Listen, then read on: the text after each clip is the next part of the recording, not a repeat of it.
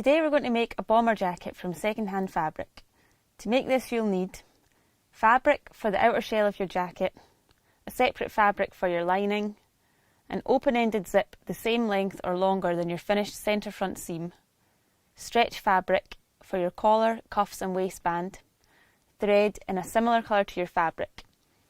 I'm using a contrasting thread in this video so that you can easily see my stitching, but you'll want to choose one in a similar colour. First, lay your fabric out flat on the table, making sure that all the creases are pressed out. You might need to iron your fabric if it is creased or has fold lines in it. Have a look at your fabric. Does it have a side where the pattern is stronger or the colours are brighter? This is called the right side. The side that's usually duller is called the wrong side. Some fabrics are the same on each side, and sometimes the wrong side of the fabric is more interesting than the right side. So it's your decision as the designer to choose which one you want to see on the outside of your jacket. Now we're going to fold the fabric right sides together to cut out the back pattern piece. The outer edge of the pattern, where it says place on fold, must be flush with the fold of the fabric. Make sure that the pattern fits comfortably on your fabric. We want to make sure that we are folding along the grain of the fabric and not at an angle, as this makes the fabric warp. Have a close look at your fabric and notice that there are threads going up and down and side to side. The grain line follows the up and down line of the fabric alongside the selvage. It's good to align your pattern to the grain line as it is strong weave and will help your jacket keep its shape over time. Your pattern piece has a line with arrows on it to remind you to place the pattern in line with the grain. Pin down the folded edge first. Place the pins approximately 5 to 10 centimetres apart down the fold. Now that this line is pinned, you can pin the rest of the pattern piece down. When we cut out the pattern, if the folded edge isn't flush with the pattern piece, our jacket will be warped and misshapen or not sit quite right on the body. Therefore, you should always pin the cut on fold edge first on any pattern. We're now ready to cut out this piece. When you're sure your pattern is lined up well, use a pair of sharp fabric scissors to cut around the pattern piece. There are small lines at right angles to some areas of the pattern. These are called notches. Snip a millimetre or two horizontally into your fabric at these notches. The notches help us line up our pattern properly when sewing. Now you can repeat this pinning process with the front, although this time you aren't cutting on the fold. You need to cut two opposites of this piece. Now we need to cut the collar, cuffs and waistband. It's best to use a stretch fabric for these. At ReMode, we often reuse felted woolen jumpers or waistbands and cuffs from old jumpers, which gives us a unique design feature and uses up scraps of fabric which would otherwise be destined for landfill. Make sure to snip into any notches on the pattern and pay attention to how many of each piece to cut. Next, we cut our pockets. For each pocket, you need two opposites of the same pattern piece. This means for the left side pocket, you need to cut one and then flip your pattern over and cut another. Or you can also do this by cutting two pockets at once, folding your fabric wrong sides together beforehand. I've used my lining fabric for my pockets as it makes it easier for you to see what I'm doing.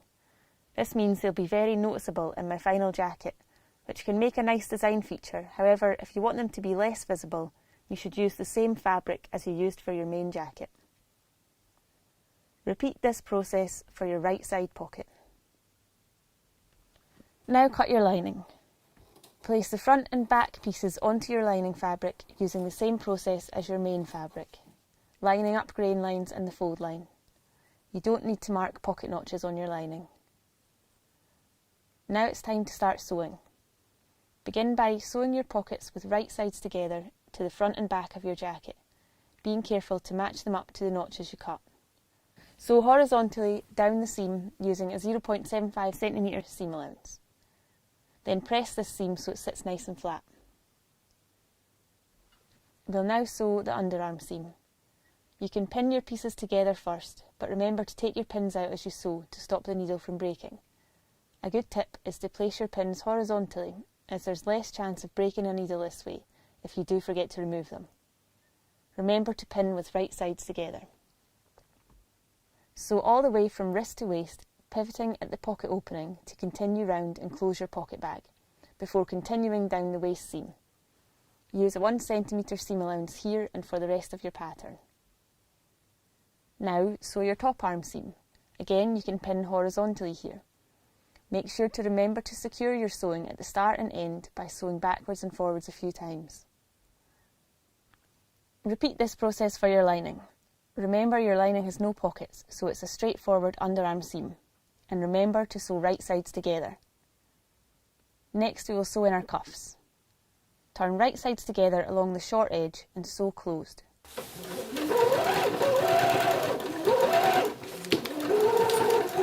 You should now have a tubular piece of fabric.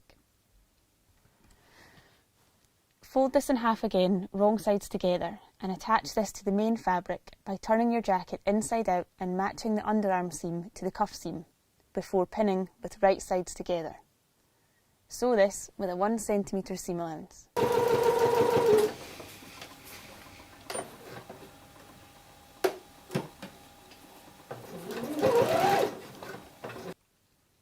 Now, we need to match our lining to the main fabric in order to finish sewing the cuffs.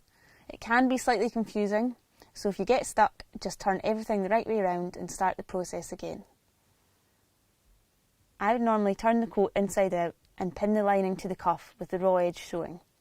I then put my hand in through the jacket and grasp the seam allowance from the inside and pin. You can then carefully turn your jacket lining side out and pin the lining into place round the cuff. Sew this on, following the curve of the cuff round in a circular motion. Make sure to stretch the knit as you sew, fitting it into place. Turn the jacket the right way around and repeat this process for the other cuff, making sure to double check the seams are all in the correct place before sewing. We can now start to sew our waistband. First, sew the short bottom edge of your waistline together, matching lining to the main fabric. Sew this from the inside with right sides together, then repeat for the other side and press nice and flat. Next, take your waistband and fold it lengthwise with wrong sides together. Pin the short edge into place just beside the seam you just finished, with right sides together and sew, making sure not to sew into the seam allowance on the top edge. This means you have to stop 1 cm from the edge.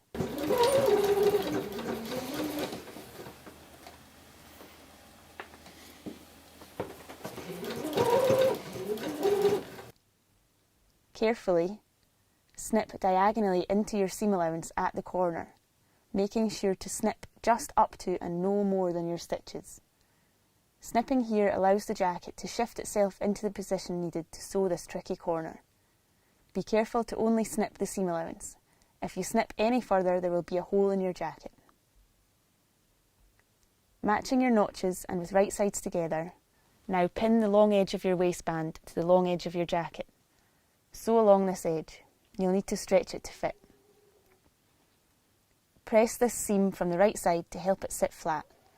Often with dressmaking, a good press with an iron can hide little mistakes or bumpy bits. Finish off the waistband by repeating these steps with your lining, sewing from the main side and following exactly your original stitch line. Now we'll sew in our zip. Keep it zipped up for now and pin it in place on one side of your main fabric. We'll do the lining after. You want to place it face down and line it up along the edge of your jacket's centre front edge. Make sure the pull is at the top and the stopper is at the bottom. Once you've pinned the zip in place, unzip your zipper. It will be much easier to sew while it's open, but it's much easier to make sure everything is matched up while it's zipped closed. You can now sew down using a zip foot. Make sure to secure your stitching at the start and especially well at the end, as this is a high stress point and prone to ripping. You'll notice here that my zip is slightly longer than my jacket, so I haven't sewn right to the top. I'm going to tuck the top of my zip into the jacket lining as I sew my collar on. Now re-zip your zipper and pin the other side in place. Repeat the sewing process. At some point, you'll need to lift your foot to move the zip foot out of the way. Make sure to keep your needle down into the fabric at this stage, as it helps anchor it and stop you from losing your place. Once both sides are done, we can repeat this with the lining. Sew the lining from the inside out, and then when you're done, turn the jacket back to the right way around. The next step is to sew on our collar. I always iron down one side of my seam allowance first, as this is a handy guide when sewing it in, and gets a bit tricky to do at a later stage. So iron down 1 centimetre on one of your longer edges. Now, place right sides together and sew down the shorter edge on the left side, using a 1 centimetre seam allowance. On the right hand side of the collar, do this same action but pivot at the corner and carry on along the long edge until you hit the centre front notch. Refer back to your pattern piece if you need to. You can snip the corners and turn right side out, pushing slightly into the corners with a pair of scissors to give a nice point.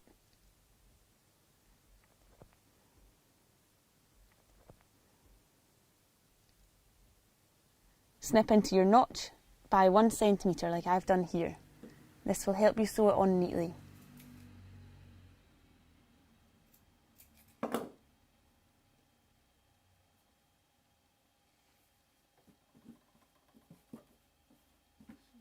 That's that step.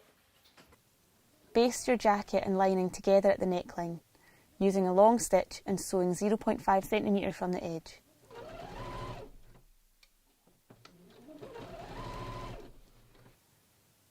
Pin and sew the unironed edge of your collar to the outer jacket neck, matching notches and with right sides together. Press this nice and flat with the seam facing up into the collar. Now, pin the inner edge to the lining side of the jacket. This is where the pre-ironed edge comes in handy. Hand sew this closed using as invisible a stitch as possible. Press all your seams nice and flat, pressing your fabric away from the zip and the waistband on both sides, and then top stitch around your jacket. Start at the top of the zip and continue all the way around the waistband until you make your way back to the other side of the zip. This helps keep all your bulky seams in check and your zip nice and secure. Give your jacket a final press and you're done. We'd love to see your finished bomber jacket. Why not take a photo and tag us on Instagram or Facebook?